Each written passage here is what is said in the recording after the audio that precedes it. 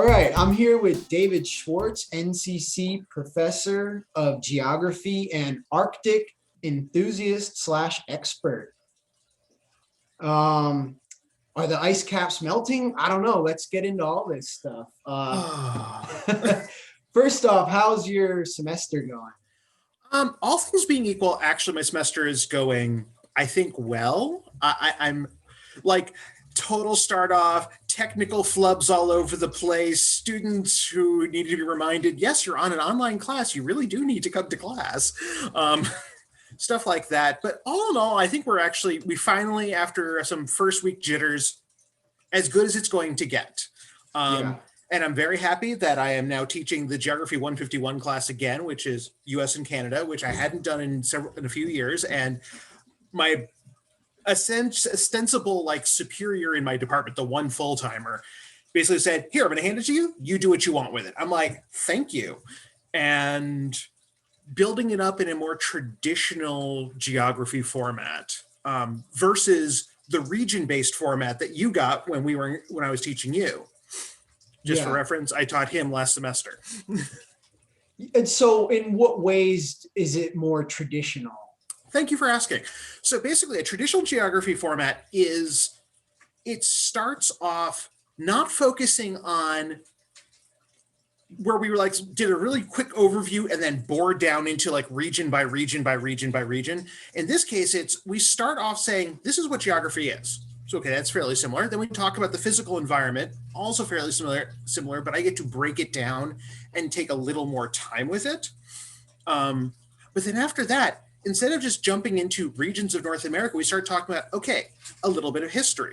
Then we're going to talk immigration and demographics. Then we're going to talk culture with an emphasis on food. Then we're going to talk about governmental systems, policy, and then maybe look ahead to the future. So if you look at a traditionally structured geography class, you basically break it down by these segments and then use those segments as a way to explore the world around us. I'm not a fan of this region model because it can too often get very redundant, and I feel it gives us, unfortunately, an excuse to be very topical. You're still topical, but at least for like focusing on a specific aspect and then looking at the world around us through the lens of that aspect. I can see that. We were flying around the world in that 15-week course. Mm-hmm. And you probably could have spent a whole semester just per region, like you said. Oh, God, yes. And I mean, as I've put it in the past to another class of mine, welcome to, at that point, it was still 16 weeks. So welcome to 16 weeks of world geography. We could take 16 years and still not cover everything. I was surprised going into it. I expected it to be more about the environment and like topical geography, but I was pleased to learn that it was a really like culture focused class. As a journalism student, that's in my wheelhouse. That's important to me. But now your wheelhouse is the Arctic. So if you're teaching a Canada and US course now, do you bring that topic into the fold a lot? As much as I reasonably can. It's such a thinly populated place, especially here in North America. 3 million people live in the Arctic globally. Less than 1 million of them are within the US and Canada. So it's not a lot of people, but I still have put it out. I mean, we're talking climate change. It's a great chance to bring up certain aspects. When we talk about like, oh yeah, permafrost melting, what does that actually mean? And then you can actually start to talk about, oh, look, you have structures here. They're slumping because the ground is actually softening underneath them. Coastlines are degrading because instead of being frozen most of the year, well, literally all the year, hence permafrost, they're melting at points in time that makes them soft. I mean, to the point that freshwater ice, I actually had an interesting conversation with a guy I know who's an ice researcher does ice research and engineering for a company that manufactures icebreakers. I saw that in your Quora page when I was going through your articles, and I was like, icebreakers. I got to ask about that's like a ship that just breaks through the ice. Yep. What is the purpose of that? Great question. So people can get through the ice. Think of it this way. Traditionally speaking, when the Arctic froze over, like dead of winter froze over, ice in even the first year sections is like 4 to 5 feet thick. That's thick enough and solid enough that you can drive moderate to large sized cars across it. So, but people live up there, and we want to be able to get to them if we have to do medical work or medevac, but less medevac because that's can be done with an aircraft usually, but more like, hey, we got to do something that requires support. We have to do disaster relief. We have to do anything like that.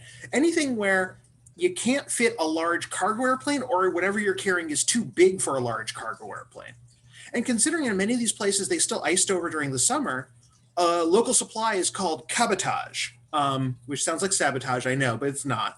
It's literally taking a small freighter or a tugboat with barges and going through the area and dropping off supplies at each community, usually supplies enough for a year. For better or for worse, a lot of these communities now depend on what we considered standard models in their own light of consumerism to support themselves. They're not as self-sufficient as they used to be for a variety of reasons. What are some of those reasons? Well, one of them very much is forced assimilation. We basically took a bunch of nomadic hunter-gatherers and forced them to sit in one place. Still gave them some leeway to try to live on their own, but that really restructured things. Instead of being able to do their traditions and habits of, in summer, we go over here to hunt caribou. In winter, we go over here to hunt seals and honestly polar bears, because they did hunt polar bears. And following the herds as best they can, or at least going to the places where they know the herds and the flocks and the everything is going to pass or be close enough to access. Suddenly being centralized into towns, put into buildings that, at least initially, were utterly unsuitable for living in the Arctic in. I mean, like wood paneled walls and wood framing is not a good thing to do. And then did things like, take their children, because the ideal was education, public school education. You can't, well, not can't, but it wasn't easy to drop a school into every one of these villages. So they'd have a centralized school here and there and grab all the kids mandatorily and bring them to the school. And the schools were called residential schools. And through the residential schools, they basically tried to erase native culture and overwrite it with Western culture, for the lack of a better way to put it. The same thing that happened here with Native Americans and being sent to boarding schools. And really, it was just a way to homogenize the cultures. I want to pull something up on the screen. I want to do a screen share here just so people can see what I'm looking at. I don't know if it'll record it. Share. All right, you see what I'm looking at here, this map? Oh, yeah. We don't normally see this perspective. And this just really, kind of makes me think about the world differently after I saw this. So obviously, we're kind of down here. The rest of the U.S. is here. And this is the North Pole. Yep. So is the North Pole kind of just sits on icebergs? Like, does that, the ice there is moving, or is there constant land there? No, there's no land constant there. Ice. How does that work? Constant ice, not even really. Well, let me put it this way. At one point, there was constant ice.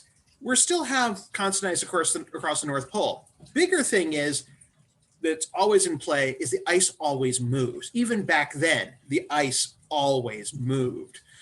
So what you're looking at is not a physical post. It's a geographical coordinate. So it's basically, 90 north by...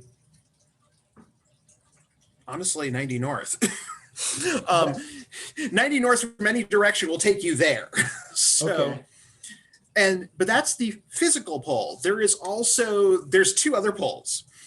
There's the magnetic pole, magnetic North Pole, because we have a magnetic field, and that wanders around normally. That's also the reason why people talk about magnetic pole flipping. That's currently in, I believe, northern Canadian archipelago. So that island that's sort of towards the top of Greenland, it's somewhere in there right now. Then there is the North Pole of rotation, because, there's a central axis we rotate on, not at least our rotation sort of is around. So that's also another North Pole. But the North Pole, as we're talking here, is a geographical coordinate. There is nothing there other than ice, and maybe within the next 20 or 30 years, there'll be no ice there, at least not during the summer. I read in the header of your Quora page something to the effect of, thanks to climate change, now the Arctic is more accessible. Mm-hmm. So does that just basically mean because more ice has melted, now ships can go there? That's in part. There is a technological component. I always have to be frank about this. We've gotten a lot better at building icebreakers. And we have ice-breaking ships that are not dedicated icebreakers. Some of them are natural gas tankers, some also some oil tankers. Okay, that's the other reason for icebreakers, is to escort non-ice-breaking versions of these vessels through ice-covered areas. I'm just trying to picture what this would look like. In the Teenage Mutant Ninja Turtles cartoon, Shredder and the Foot Clan, they had this bus that they would drive that had like a drill at the front of it, like a big conical drill, and they crush through walls and stuff. Is it kind of like that? Nope. Though, well, no, I'm going to backtrack myself on that. It can be. There's basically two ways to do this.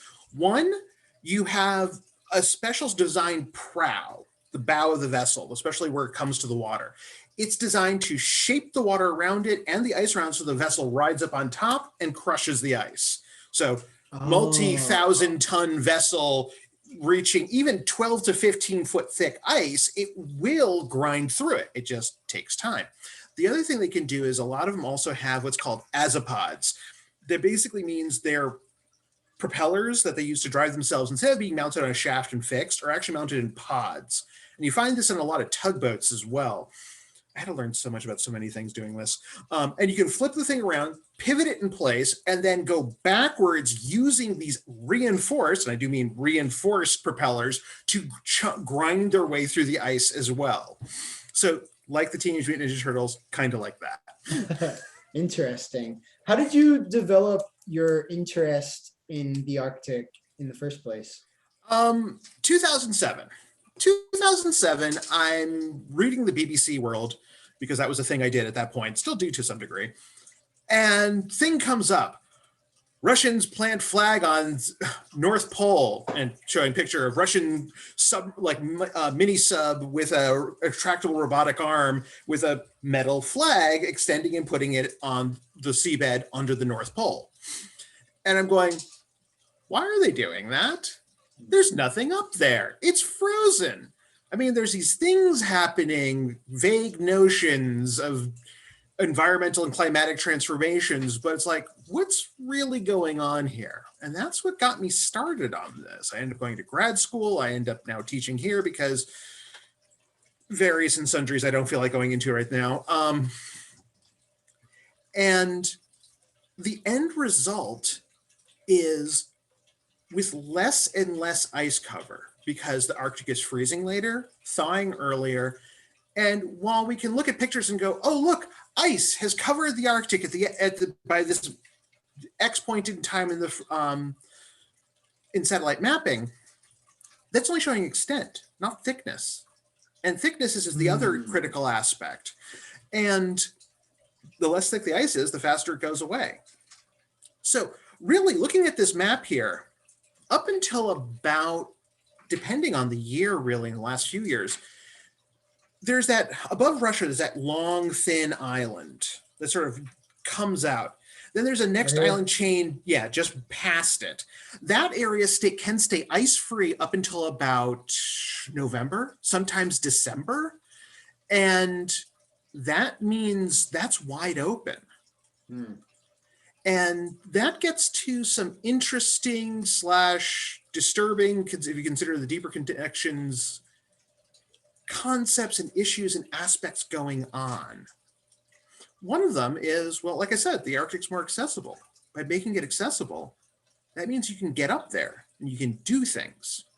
What kind of things? Well, drill for natural gas. Russia has two major, well, one right now, and a second one's on the line, natural gas operations. One's in Sabeta, and the other one's in what's called the LNG-2 plant near Murmansk. Both of these are massive natural gas operations because through quirks of geology, the Russian Arctic is blessed with abundant supplies of natural gas. They literally had to just make the effort to get there. And fortunately, the environment is cooperating with them in certain ways to allow that to happen. But this also leads to another side. And that is, up until the 1990s, really, and even like perceptually much longer, when we thought the Arctic, we thought frozen wasteland, giant masses of ice, maybe that melt slightly around shore every so often, but even then, very capricious and capricious is a great term, capricious, in the sense that sometimes they'd clear and sometimes they wouldn't.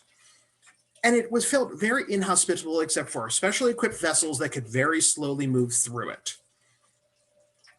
That felt like a sufficient deterrent in many ways. Sure, the Cold War also had concerns about watching for bombers coming across the North Pole and missiles launched across the North Pole, though really they're following more an orbital path, but not always. And it was a militarized space, but it was always at a remove. The Russians are over there, we're over here, something's going to have to come across, and only a few limited things can do so. Now that's changed. And suddenly with it being more accessible for longer, with later freeze times, earlier thaw times, at least for the Russian perspective, they see the Arctic as a point of vulnerability. Hence, why if you're following the news on this, Russia's been spending a lot of time over the last 5 or 6 years reinforcing and creating new military outposts in their portion of the Arctic. Like just on like aircraft carriers and things like that? They've got one aircraft carrier and it's in really bad shape. No. Islands. Those islands that we see here in this thing, many of them have military bases on them. There's also smaller islands. That's Norway, but yeah, those ones up there, the long one, all these various islands, many have military bases on them. Also, the shoreline in those areas have been militarized, especially the Kola Peninsula, which is that sort of, peninsula going this way, right above the word Finland. That's got the old Northern Fleet base. Yep. At Murmansk and Arkhangelsk. I'm probably mangling the words. So there's a lot of military bases in that area, especially since it's so close to, well, NATO. So they're reinforcing a lot of these things because they look at the Arctic as this traditional place that kept that corner secure. The environment made it inhospitable for everyone else. And now suddenly, other people are really uncomfortably close because there isn't that protective layer. But at the same time, opportunity arises through the access of mineral wealth and also shipping. We learned about the New Silk Road in your class. Does that come into play here as well? Like, what am I looking at with these routes right here? Well, unfortunately, this one only shows the Northwest Passage, not the Northeast Passage. But it comes into play in the sense that at least this New Silk Road's northern component is a course across the north of Russia in those coastal waters, which now are also apparently turning into a better shipping route than the Northwest Passage could potentially be at this point in time. For listeners and hosts who may not completely understand the New Silk Road, could you just give a brief rundown of what that is? Right. The New Silk Road is it's a massive project on the part of the Chinese government to connect both literally through roads, railways, and shipping routes, much of Eurasia, so that entire mass that is Europe and Asia together, from China all the way across the extent of it. This also includes ports and shipping routes through the Arctic along the northern coast of Russia. So if you're looking at this map here, you would see a similar yellow dotted line coming along the north coast of Russia, dodging through and around those islands until it comes across the top of Scandinavia and then enters the rest of the world. Quick fun fact, or some value of fun, to go across that route, even counting the fact that you have to pay for an icebreaker escort most of the time, unless your vessel's specially configured, which has its own costs, it takes 2 2 weeks less than to go south through the Suez Canal, around India, up through the Strait of Malacca, through the South China Sea to Chinese ports from Europe, say. So in that sense alone, it offers huge potential because financial savings, because driving a vessel and burning fuel costs money, and shippers, actual shippers versus internet ones,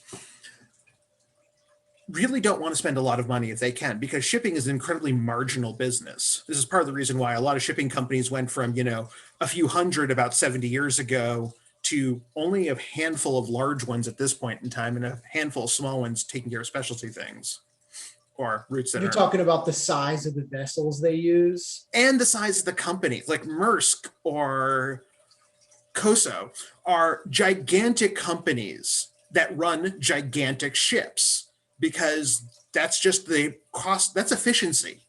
They can, by cramming as much containers or oil or gas or whatever bulk good you're moving into the largest conceptual vessel, that potentially is savings because you're running one vessel instead of 2 or 3 or however many.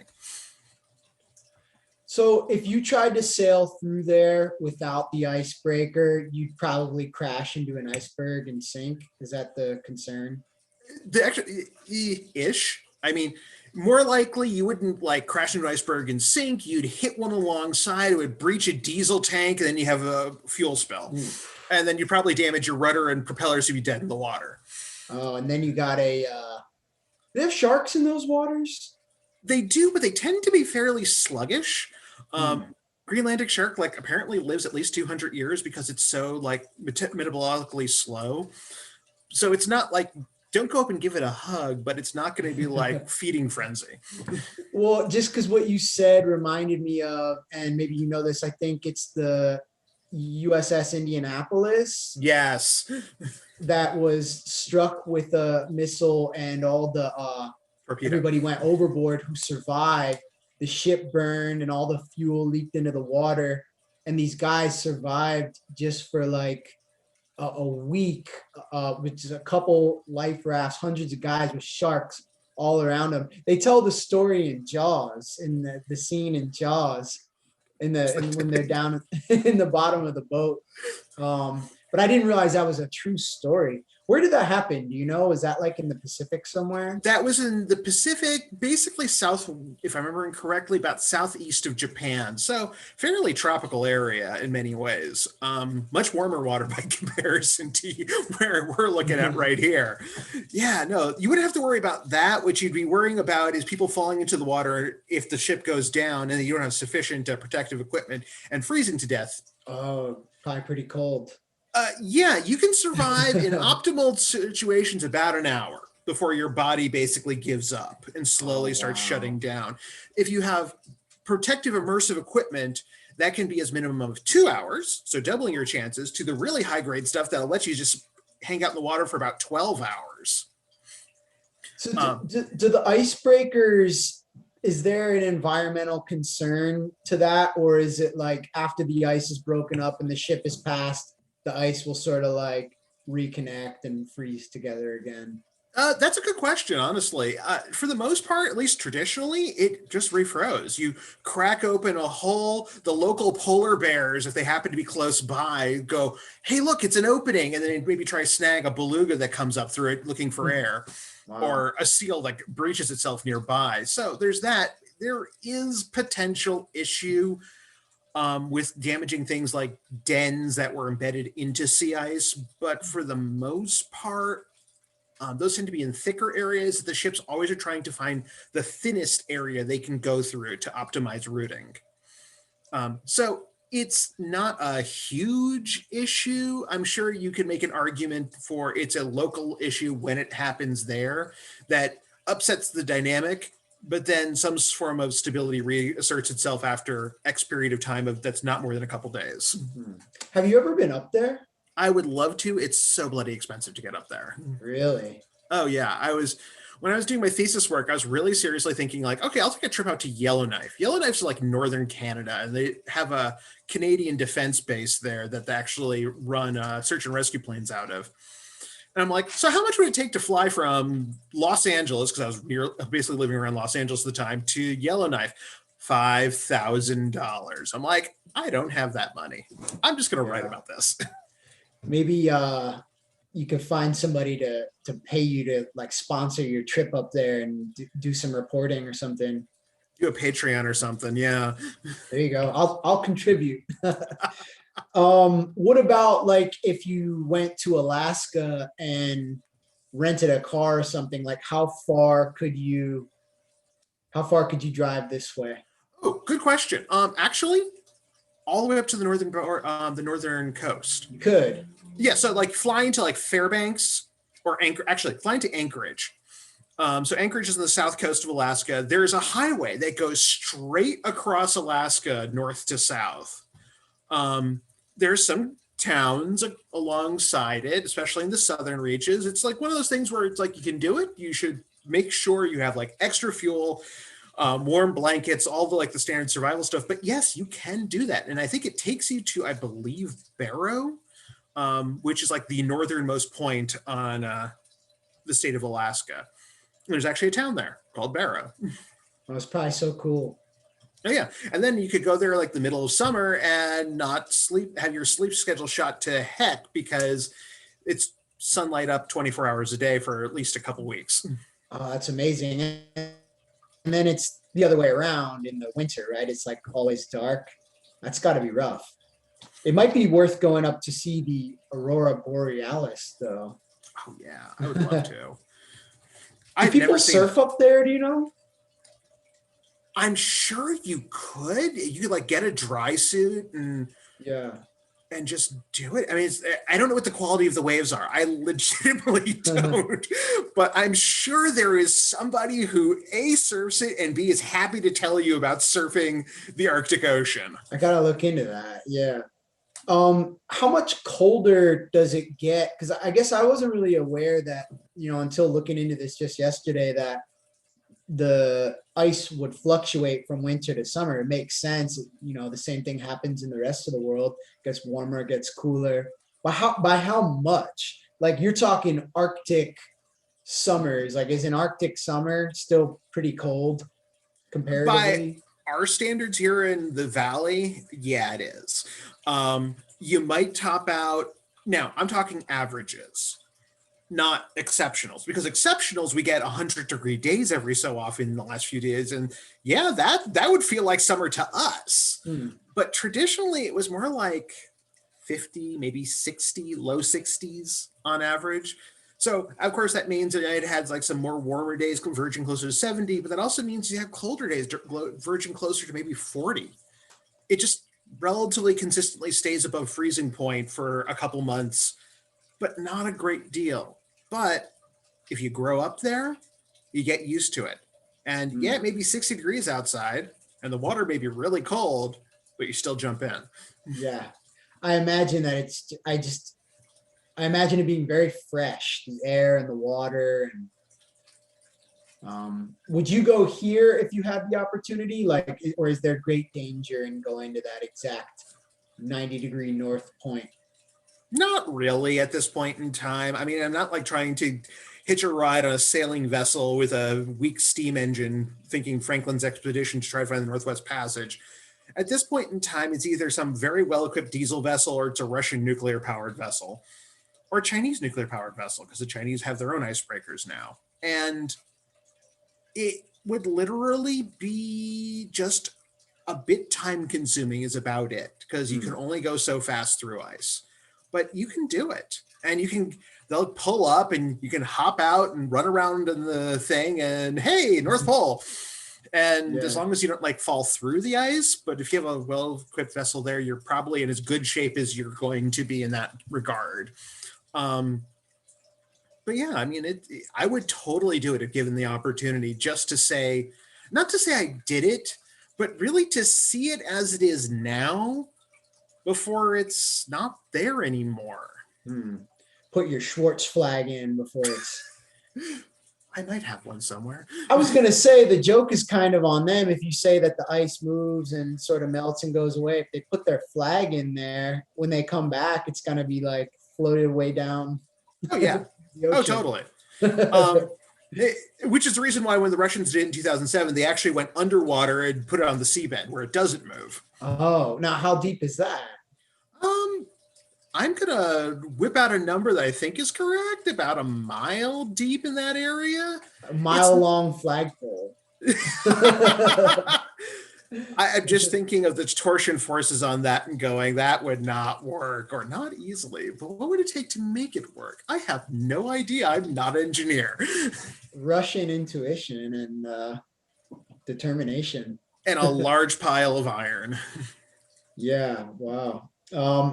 So I want to talk about like climate change, of course, but we got to go back. We got to start from square one, Okay. which is where you and I met in your class, World Geography 101.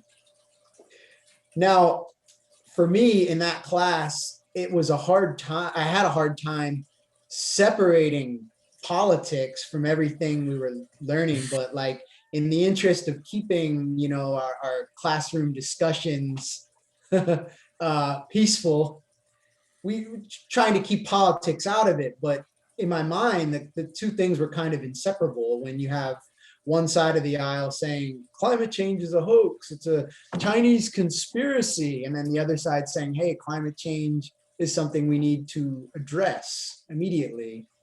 How do you view that situation? The unfortunate reality we're in now um, is the best way. It's really the best way I could put it. There is no reason for this science to be politicized except for basically money. There's a large number of fairly moneyed interests that feel it's to their benefit to basically continue this path of denying, while on the side doing things that are recognizing that reality. Um, and just say, and trying to gin up enough support for that. So by the time it is both too late to make any difference, they can go ahead and say, oh, we've made a mistake. But they're potentially, maybe, who knows, in a better position. I have really no actual idea beyond there's a lot of people who are making too much money right now doing things that encourage this current situation, like selling fossil fuels, that really don't want that to stop. I think that's probably the better way to put it. Forget the sort of conspiracy-ish things. It's really just making money as long as they can. Though a lot of these companies are also plowing money into what we would otherwise call maybe green things. Maybe it's for the purpose of, quote, greenwashing. But maybe it's also sincere to a degree, though a lot of it is also going into mechanical carbon capture, which based on a few people I'm reading really has no actual potential reality. Okay, mechanical carbon capture, that's Yes. trapping carbon from the atmosphere and repurposing it for energy. That's one of the thoughts. That's actually probably one of the best ones at this point in time. Literally, like reprocessing carbon dioxide into some sort of fuel. That's like possibly the best one. But the science is just not solid on it yet, so we don't know one way or the other. Otherwise, it's like literally running mechanical filters, like you do like if you're running a HEPA filter, like that on a grand enough scale to literally scrub carbon dioxide out of the atmosphere of us beyond a certain level. So at this point, those are ideas, but they haven't quite worked out all the details. Well, in some cases, they've got test platforms up and they've actually shown that it works. The issue is a lot of them are incredibly energy intensive, which really goes against basically, they burn as much or nearly as much energy as in a way, and producing nearly as much carbon dioxide as they claim to capture, so it doesn't really work very well. Though there is something to be said for biological. This can range from the geoengineering of encouraging algae blooms by putting it's like some composite of iron into the ocean as a fertilizer, encouraging algal blooms that then suck up vast quantities of carbon dioxide, then die off and sift to the bottom and stay there and eventually turn into limestone. But the more interesting one is boosting soil fungal colonies. So basically, Soil should have fungus. We've done a lot of things to our soil that has done a lot of damage to soil fungi. And restoring that would actually go a long way towards sucking carbon out of the atmosphere. And this is something that's actually getting a good amount of looking at, and is basically looks like a good idea all the way around, other than it just takes time. It's not a turn the machine on and things happen. It's a put it in, culture it, cultivate it. Maybe in 5 years, you'll start seeing results. Okay, so I read a quote on your Quora page, and you said, access is improved to the Arctic Ocean. Farming is possible in area around the Arctic. And you had me up to there. And then you said, and old bacteria, viruses, and other microorganisms have started reemerging from the frozen land. And I was like, is he listing that as a benefit, or what? So what exactly is that what you're talking about here with these funguses that are reemerging? That's actually two separate things. Okay. What I'm talking about here is literally farmland and everything across the globe. Basically recolonizing soil fungal colonies that basically should also help agriculture to a degree. That is the melting of the permafrost. And I'm not putting it out as a benefit. I'm literally just putting it out as a consequence. Because in many ways, increasing agriculture in the Arctic is a consequence of these actions. That we can farm the Arctic is not something you would have said with any seriousness 70 or 80 years ago. Some people would say, oh, we could do some sort of greenhouse operation. It's like, yeah, you could do that. That's really expensive. But no, we're talking about people actually farming the Arctic, and it's starting to happen. We're actually seeing more farming happening in Greenland and Alaska now than we had even 10 years ago, because the environment supports it. These viruses that could come out of the ice after all this time, could we see like more pandemics because of that? Maybe. And that's all I can say. Maybe. It gets back, well, because it gets back to the fundamental thing of talking about microbiology. Viruses are adapted to something. Were these viruses falling into, basically entombed in the Arctic during the last 2.1 million years before humans got anywhere nearby? So maybe they work on mastodons and woolly mammoths or woolly rhinos or something along those lines, and those aren't around anymore, so they'll just not work anymore? That's creepy. Or will they adapt somehow? Because it adapts. And that's one of these issues, is like, we're not exactly sure. I can't say it will happen, but it might happen. We'll have to keep our eyes on that for sure. So one thing we spoke about a little bit in your class, we didn't go into it in too much detail, was the Paris Climate Agreement. And you said that there was some pros and cons to that. What were some of those in your mind? The pros and cons to the Paris Climate Agreement, or Paris Climate Accord, are basically this. On one side, it sets goals. These are goals to aspire to. These are goals that would be not bad. There is legitimate critique against the goals to say they don't go far enough. More action has to be taken faster. The other side of the issue, though, is there's no penalties. So if you do not hit these goals, that there's nothing to stop you from not hitting them. Now, I will be honest and say there is an entire body of thought when trying to motivate people to do something that penalties may not always work. Penalties may not always be the best choice. This is something I'm learning as a parent. And it's one of those things where maybe that's not a good critique. Maybe the stronger critique is, well, really twofold. Part one, maybe it doesn't go far enough. Part two, unconsciously, too many people depended on the US to take a leadership position, and we abrogated a leadership role for 4 years. Really, at that point in time, it should have been along the lines of, well, they're not involved, moving on, and someone else is then held up. I mean, even China per se, China, as problematic as it can be, would also be not a bad country to look to in this situation. They'd probably appreciate the attention in that regard for some international kudos, so to speak.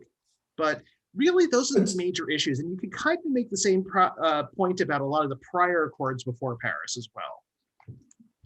What was there measurable damage done in the United States is not having been involved with that accord for the past 4 years again? One thing we did see, and if you paid attention to climate news, especially sort of adversarial climate news, something that came out a couple of years ago was US shows reduction of CO2 emissions by 13%. And that was true. They did. Why? Partly because thanks to prior to the last administration's activities, things like solar and wind power were increasing thanks to Tesla and everyone else, numbers of electric cars on the road. Certain cities had started having public transportation measures coming online or being expanded in that same time frame. So there was definitely forward movement, and it had nothing to do to national policy and sort of subnational and consumer accord, so to speak. Or state level and city level and consumer accord really drove that forward, which is great. I mean, I can't argue that. It's fantastic it went down by that much. It kind of just still needs to be more. And we still have so much further to go. But this is one of those things I think everyone needs a reality check on. The US goes carbon neutral tomorrow. Magic somehow happens, and that occurs. We're still facing climatic warming for at least another century because the system has a lot of inertia built into it. Even if the entire planet did that, there's still this inertia. There's still increasing amount of CO2 that even if it caps off is still present and hangs around. We talk about methane being a very potent warming agent, more potent than carbon dioxide. The one thing with methane is it's incredibly powerful, but there are chemical processes that happen in the atmosphere thanks to exposure to sunlight that break it down very quickly, but not quickly enough. So you'll still have CO2 in the atmosphere. It will still cause a warming effect. That'll still release more methane, which will still cause a warming effect. It's just you're not adding to that. And at some point in time, other factors will come in, whether we help them or not, to start to pull the CO2 back down. There are natural features on our planet that absorb CO2.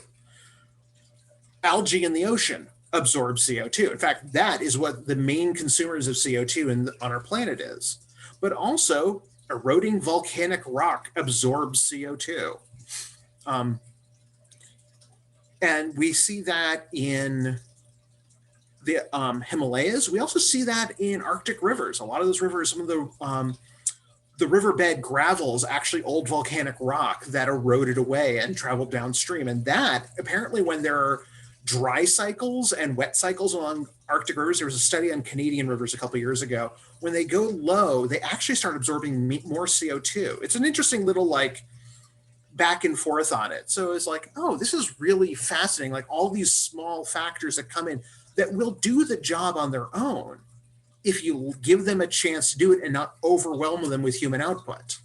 So that's kind of interesting because you said in some ways you think that the Paris Climate Agreement and other agreements should go further, but at the same time, too much intervention sort of disturbs the natural process.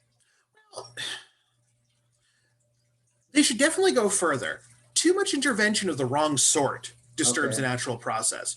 If we were to combine that with, let's say, reducing and eventually eliminating, or at least neutralizing, so to speak. So instead of like negative CO2, it's actually carbon neutral across an entire stretches of the economy or across society. And then add in things like forms of carbon capture, encouraging biomes to restore themselves, encouraging or like minimizing our oceanic fishing so we can let oceanic biomes restore themselves, which should technically allow an amount of oh my God, my brain. Cyanobacteria in the ocean to come around, and other algal forms to come around and then start sucking up CO2 out of the system. And that will help. All this helps. Whether we have to do things beyond that, like actual legit geoengineering, encouraging algal blooms with inputs of fertilizer, encouraging or decreasing the amount of sunlight that hits the earth to reduce the amount of heat captured by carbon dioxide by doing things like inputting sulfur dioxide into the atmosphere. That was the mechanism behind things like the Little Ice Age. And multitudes of other things, cloud formation, stuff like that. There's a whole bunch of geoengineering ideas that range from, okay, this is conceivable, to this is really out there. And no one's really took a strong look at a lot of them. I remember hearing something about, I think it's some college students came up with this idea to just dump a bunch of snow on top of it, on top of the Arctic and on top of the icebergs. Have you heard about that? Is that a bad idea? I haven't. It's a horrible idea. I mean, snow's heavy. If any of us have ever shoveled a driveway or sidewalk or anything, especially if it's wet. Yeah. So that's just going to be literally moving heavy loads a long distance, burning fuel, adding carbon dioxide. It's cold though. It's like, you ever stick a beer in the snow in the winter? That's refreshing. Oh God, yes, absolutely. It is totally refreshing. But that's like not too dissimilar to the ideas of people who want to put a parasol above the Arctic and actually minimize the amount of sunlight there, so it actually starts cooling the region off again. It's still a really out there idea, but it's a little better, I think, though still problematic as all get out. You think the shading idea is better than the snow piles idea? Only because, technically speaking, rocket launches are less polluting. That's really what it boils down to. Versus rocket launch. So you're saying like they're going to launch the snow there in rockets? No, like a parasol. So parasol in this case is not like, it's a similar principle as a sun umbrella, but instead of doing it over yourself, you put it into orbit, or a stationary orbit between the Earth and the sun, to then, and you can apparently shape it. I've seen some very conceptual stuff on this. I mean, conceptual. That you could basically minimize sun exposure or sunlight to the polar regions to help minimize them. The problem with that is, what does that do to the local environments? Yeah, because didn't they do that on The Simpsons? I could totally believe that. That would so be The Simpsons. Mr. Burns blocked the sun from... That's right! Yes! Simpsons did it! Oh my God, I forgot about that. It's been forever since I've watched The Simpsons. So, I mean, did The Simpsons have a good idea there? Like, how do you get it to stay if it's in orbit, like a remote control? Like, how do you get it to stay in place to block the sun? Great question. It basically comes down to points of stability in gravity. They're called Lagrange points. And there's technically 5 of them. There's one about 30 degrees forward in our orbit. There's one about 30 degrees behind the Earth. There's one that's basically a point between the Earth and the sun, which is where they think about putting this sort of thing. And you can put something there, and because the balance between Earth's gravity, the sun's gravity, and all the other gravitational influences, it'll actually just stay there. Wow, that's wild. So we actually do that with a few sun observing satellites.